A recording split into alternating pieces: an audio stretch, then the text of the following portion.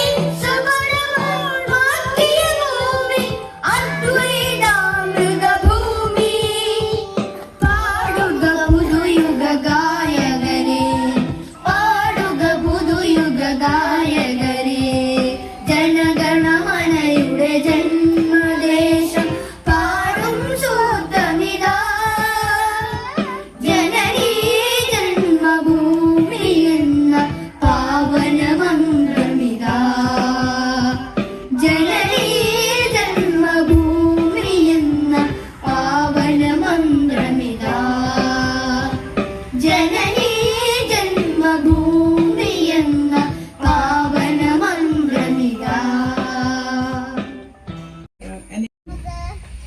സ്വാതന്ത്ര്യം എന്നാൽ തടസ്സമോ നിയന്ത്രണമോ കൂടാതെ മറ്റുള്ളവർക്ക് ഹാനികരമാകാത്ത വിധത്തിൽ ഇഷ്ടമുള്ള രീതിയിൽ സംസാരിക്കാനും പ്രവർത്തിക്കാനുമുള്ള അധികാരം. സ്വാതന്ത്ര്യ ദിന ആശംസകൾ നേർന്നുകൊള്ളുന്നു.